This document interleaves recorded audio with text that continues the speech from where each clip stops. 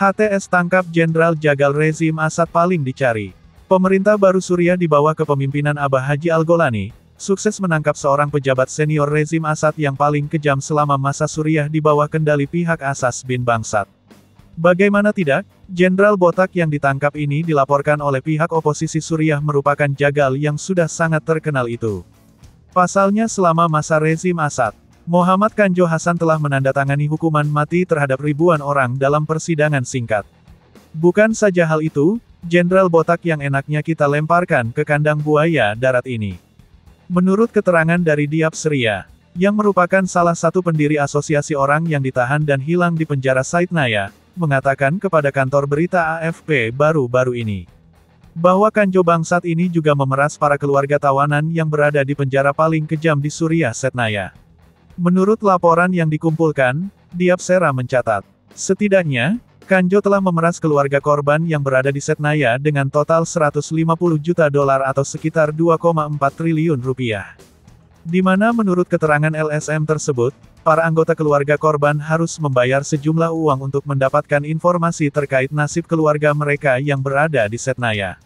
Namun gilanya, informasi tersebut tidak pernah muncul meskipun uang telah diberikan. Terkait penangkapan Jenderal Botak ini, pemerintah oposisi Suriah dalam keterangan resminya pada tanggal 26 Desember tahun 2024 menyebutkan, pemerintah baru Suriah berhasil menangkap seorang pejabat senior rezim yang digulingkan di Tartus, tepatnya di sebelah barat negara itu, pada hari Kamis dalam sebuah operasi yang ditandai dengan bentrokan kekerasan yang menewaskan sedikitnya 14 orang pada hari Rabu. Siapa Mohamed Kanjo Hasan? Menurut informasi yang diperoleh, Kanjo awalnya adalah hakim lapangan di Suriah pada rezim Assad. Setelah itu dia naik pangkat, menjadi kepala peradilan di seluruh negeri itu. Pihak LSM Orang Hilang Suriah menyebutkan, bahwa sejak Kanjo menjabat, situasi hukum di Suriah semakin kacau. Di mana penjara Satnaya yang awalnya biasa-biasa saja, berubah menjadi sebuah penjara paling kejam di Suriah, yang menempatkan banyak warga Suriah tidak bersalah di dalamnya. Selain itu, sejak Kanjo memimpin peradilan di negeri itu, penjara Said Naya terkenal menjadi tempat eksekusi di luar hukum. Ada ribuan orang harus kehilangan nyawa akibat tanda tangan Kanjo Botak ini. Tidak hanya itu, tahanan Setnaya yang baru bebas menyebutkan, bahwa mereka mengalami penyiksaan di luar nalar selama di penjara Setnaya.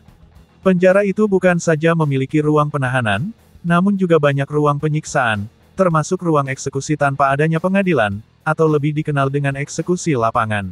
Bukan hanya itu, menurut laporan yang diterima dari LSM Suriah, banyak tahanan Satnaya yang hilang tanpa jejak hingga saat ini.